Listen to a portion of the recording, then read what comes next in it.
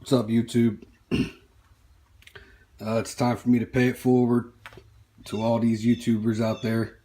You know, I sucked up a lot of information off of YouTube over the years, and I never really gave nothing really good back. So I'm going to show you a video on how I removed my CV joint axle from my 2002 Volkswagen Cabrio. I guess they call it MK4. Shitty German engineering, basically. Everything in this car to work on is a pain in the ass. It's the CV joint axle here. It connects right there to the flange on your transmission housing by these very weird 12-point bolts. Mine's were 8mm. Some of the ones on the Golf are 10mm, but mine's were 8 on the Cabrio.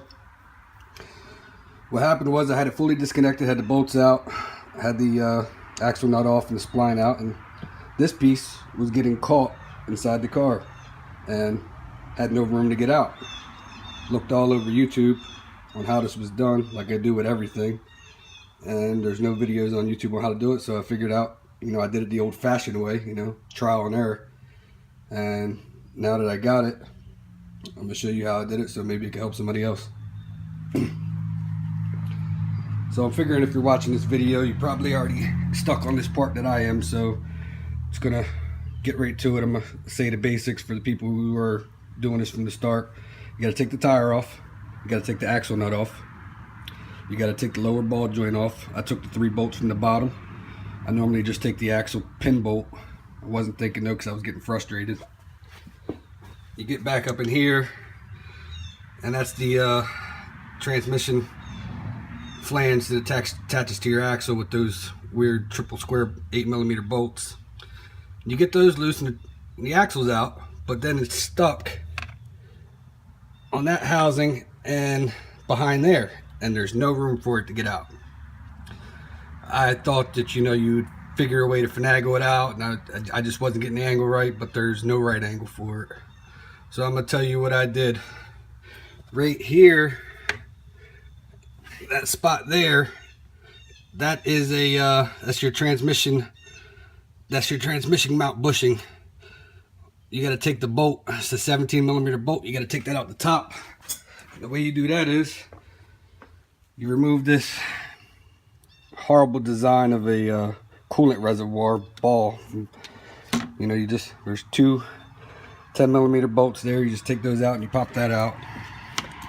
And if I can get this angle, see it down there? You can shoot straight down there in between those brake lines is a 17mm bolt, and take out that motor mount. Before you do that, of course, you got to have your car on jack stands, both sides, and you got to support the motor and transmission from the bottom. After you do that, you take that bolt out over there that I showed you. Then you come over here to the front. There's another one right there. That's another motor mount bushing for the front. You take that out. That's also a 17mm. You take those 2 out, and you get up on the bottom with a pry bar. You go right between the case and this cross member. You just give a little bit of pressure. You see it moving? That's all you need. Jack up a little bit on the jack, just a hair. Give it a little pressure. That'll give you enough to get that thing out of there. And after that, you just reverse what you did to put it on. Make sure you put some anti-seize on the spline, so next time you take it out, it comes out nice and easy.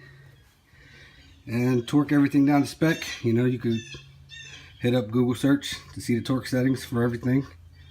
I don't have them yet, but I will. I'll torque everything down and get it back together. I hope this was helpful. Took me a lot longer than it should have done to do this. It wasn't on YouTube, which I thought everything was, but this is me paying it forward. Thanks for all the videos you guys make. I hope this video can help you out.